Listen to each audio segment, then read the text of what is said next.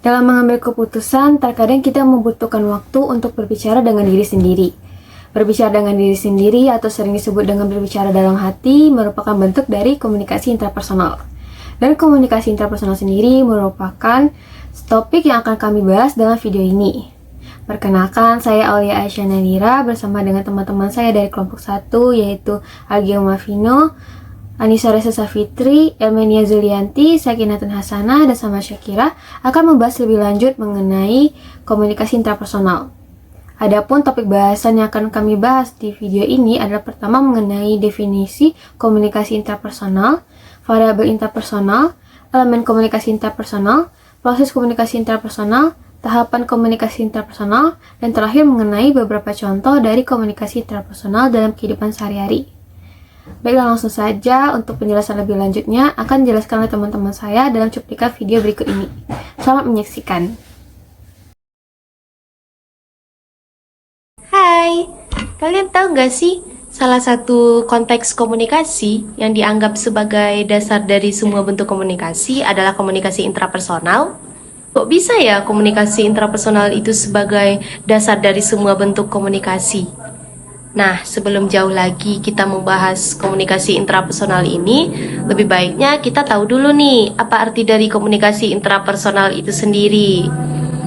Oke, menurut Edison, Kurniawan, dan Rosmawat, tahun 2023, komunikasi intrapersonal itu merupakan bentuk dari komunikasi yang terjadi dalam diri seseorang dari berbagai peristiwa kehidupannya. Di antaranya yaitu kayak menerima informasi, memproses, menyimpan, dan mengulang informasi yang diidentifikasikan sebagai perasaan, pikiran, nilai-nilai prinsip yang dipegang, kegiatan menghayal, dan lainnya. Sedangkan menurut Cangara, dalam Edison et al. Tahun 2023, itu menyebutkan bahwa komunikasi intrapersonal itu sebagai proses komunikasi yang berlangsung dalam diri individu, atau dapat dikatakan sebagai proses berkomunikasi dengan diri sendiri.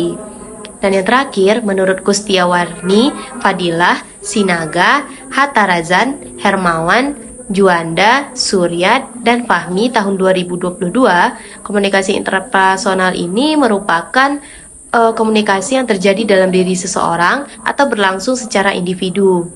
Misalnya nih, pada saat kita berimajinasi yang menampilkan diri kita itu sedang berkomunikasi dengan diri sendiri. Kemudian, komunikasi ini akan membantu mengembangkan kreativitas, imajinasi, pemahaman, dan pengenalan diri, serta meningkatkan kematangan berpikir sebelum mengambil keputusan. Jadi, dapat kita simpulkan bahwa komunikasi intrapersonal itu adalah proses dari komunikasi dengan diri sendiri, dengan kata lain yaitu bentuk dari komunikasi di mana seorang individu itu menjadi pengirim atau biasa dikatakan sebagai komunikator, sekaligus sebagai penerima pesan atau dapat dikatakan sebagai komunikan yang memberi feedback terhadap dirinya sendiri. Variabel intrapersonal. Terdapat beberapa variabel intrapersonal yang mempengaruhi komunikasi intrapersonal. Yang pertama itu nilai-nilai, kedua sikap, dan ketiga kepercayaan. Ketiga hal tersebut merupakan dasar kesadaran diri yang menjadi landasan bagi komunikasi intrapersonal. Variabel intrapersonal ini bisa dijabarkan yang pertama itu nilai-nilai, yaitu orientasi ideal yang berdasarkan kepercayaan. Yang kedua sikap, yaitu reaksi terhadap orang-orang atau kejadian yang dapat dipelajari dan berimplikasi terhadap evaluasi positif atau negatif tentang seorang atau sesuatu. Yang ketiga kepercayaan, adalah pandangan mendasar tentang apa yang baik dan apa yang buruk. Jadi, supaya kita menjadi seorang yang komunikator yang baik, maka kita harus memiliki kesadaran diri yang mencakup nilai-nilai, sikap, dan kepercayaan. Baiklah, selanjutnya saya akan menjelaskan tentang elemen komunikasi intrapersonal. Pada umumnya, proses komunikasi yang efektif harus melalui tahap-tahap komunikasi dan didukung oleh berbagai elemen komunikasi. Selain itu, faktor-faktor yang mempengaruhi komunikasi harus dipertimbangkan dengan baik. Terkait dengan hal tersebut, maka komunikasi intrapersonal juga memiliki elemen-elemen komunikasi atau komponen-komponen komunikasi. atau juga dapat disebut unsur komunikasi yang mendukung proses komunikasi intrapersonal. Adapun elemen-elemen komunikasi intrapersonal adalah sebagai berikut. Yang pertama, itu decoding. Bagian dari proses komunikasi intrapersonal yang harus dilalui di mana pesan-pesan atau informasi diambil ke dalam otak dan dibuat menjadi masuk akal. Kemudian yang kedua, yaitu integrasi.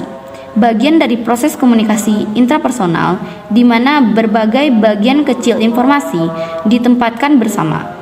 Kita menghubungkan satu bagian informasi kepada orang lain, membuat perbandingan dan juga analogi, menggambarkan perbedaan dan kemudian mengelompokkannya atau membuat sebuah keputusan tentang bagian informasi di mana ia berada. Yang ketiga, yaitu memori. Ruang penyimpanan dalam komunikasi intrapersonal. Dalam ruangan penyimpanan ini, berbagai kenyataan dan kejadian, sikap, penilaian sebelumnya dan kepercayaan disimpan. Memori melibatkan kemampuan untuk menyimpan informasi dan memanggilnya kembali. Kemudian selanjutnya yaitu serangkaian persepsi atau skemata, menggambarkan struktur berpikir atau cara mengorganisasi informasi. Kemudian yang kelima, encoding, bagian akhir dari proses komunikasi intrapersonal di mana pemaknaan diberikan untuk menghasilkan komunikasi yang penuh makna.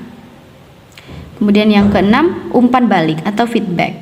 Komunikasi intrapersonal juga memiliki umpan balik yang dinamakan umpan balik diri. Terdapat dua jenis umpan balik diri, yaitu umpan balik diri eksternal dan umpan balik diri internal. Umpan balik diri eksternal yaitu bagian dari pesan yang didengar, sementara yang dimaksud dengan umpan balik diri internal adalah bagian yang kita terima dalam diri kita sendiri. Dan yang terakhir yaitu gangguan. Elemen dalam komunikasi intrapersonal adalah intervensi atau gangguan. Berbagai bentuk gangguan terjadi ketika kita memproses beberapa informasi pada tingkatan yang salah. Gangguan ini dapat menimbulkan hambatan komunikasi. Sekian, terima kasih. Nah, tadi kan teman-teman udah tahu nih beberapa hal mengenai komunikasi intrapersonal, mulai dari definisi, variabel, serta elemen komunikasi intrapersonal. Nah, untuk selanjutnya aku bakal jelasin apa aja sih proses yang ada di dalam komunikasi intrapersonal. Jadi, proses dalam komunikasi intrapersonal itu terbagi atas 4. Yang pertama itu ada sensasi. Proses komunikasi internal manusia dimulai dengan rangsangan. Komunikasi internal merupakan respon terhadap rangsangan yang dapat berupa rangsangan internal ataupun eksternal. Menurut seorang pakar komunikasi Mark Knapp,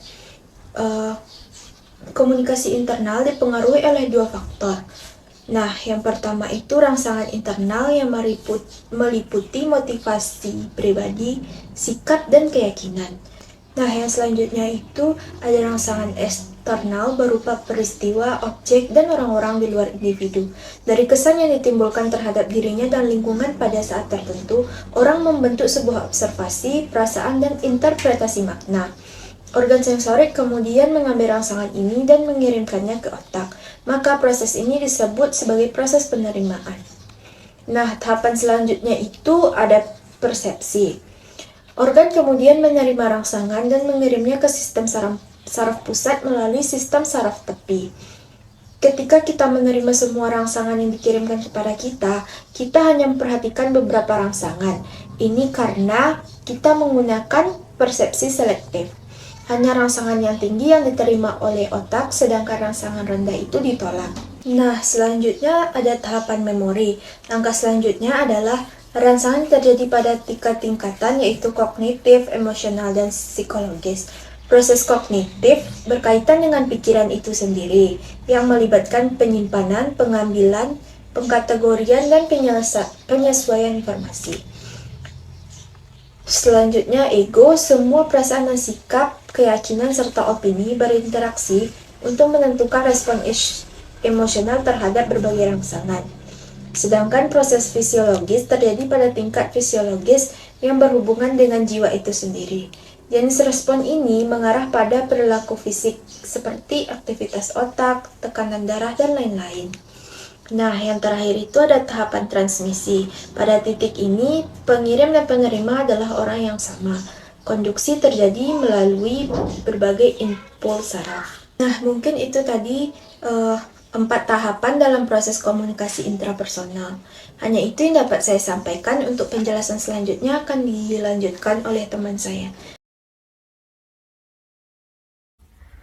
Baiklah, saya akan menyampaikan materi selanjutnya, yaitu tentang contoh dari komunikasi intrapersonal. Yang pertama itu memecahkan masalah internal. Misalnya, anggaplah kita dan orang yang telah kita kencani selama 2 tahun memiliki sikap yang sama terhadap pendidikan dan karir masa depan. Setelah kita berdua menyelesaikan gelar sarjana kita itu berencana untuk menghadiri sekolah pasca sarjana bersama dan kemudian menjalankan bisnis pribadi. Tapi suatu hari pasangan kita ini memberitahu bahwa dia telah memutuskan untuk bekerja di bisnis keluarganya dan segera dilakukannya itu setelah dia lulus. Menurut kita pribadi, tindakan ini mengubah segalanya, termasuk masa depan bersama dengan pasangan. Nah, ketika kita mulai berbagi perasaan dengan pasangan, dia mulai menjadi marah dan mengatakan sikap kita hanyalah contoh lain dari ketidakmampuan dari diri kita. Kita memberitahu pasangan bahwa kita tidak dapat mendiskusikan masalah ini sekarang dan kita merasa perlu memikirkan semuanya untuk sementara waktu. Setelah kita pergi, kemudian memikirkan apa yang baru saja terjadi dan apa yang akan terjadi di masa depan bagi kita berdua, saat itulah kita terlibat dalam komunikasi intrapersonal. Contoh yang kedua yaitu mengevaluasi diri. Misalnya, kita mungkin berdebat dengan diri sendiri selama percakapan di mana seseorang meminta kita untuk melakukan sesuatu yang sebenarnya tidak ingin kita lakukan. Sebelum kita menerima atau menolak, kita itu memikirkan alternatif di dalam pikiran kita. Komunikasi intrapersonal juga mencakup kegiatan seperti ini dalam memecahkan masalah secara internal, menyelesaikan konflik internal, memecahkan masa depan, dan mengevaluasi diri sendiri dan berhubungan dengan diri kita dan orang lain. Komunikasi intrapersonal merupakan dasar untuk semua komunikasi lainnya. Komunikasi ini hanya melibatkan diri kita sendiri. Selanjutnya, contoh lain dari komunikasi intrapersonal adalah refleksi diri. Refleksi diri merupakan kemampuan untuk mengevaluasi perasaan atau tindakan diri sendiri. Selanjutnya, ada meditasi.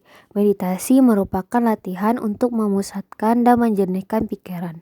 Kemudian ada visualisasi, yaitu cara memotivasi diri untuk mencapai tujuan. Itu ada self-talk, di mana merupakan dialog internal dengan diri sendiri. Yang terakhir ada evaluasi diri, yaitu cara menilai pencapaian dari usaha pada diri sendiri. Nah, sekian penjelasan dari kelompok kami. Semoga teman-teman setelah melihat video ini dapat mengenal lebih mengenai komunikasi intrapersonal. Saya mewakili teman-teman saya yang lain meminta maaf apabila ada kesalahan kata, dan semoga video ini bisa bermanfaat untuk banyak orang. Terima kasih telah menyaksikan. Sampai jumpa.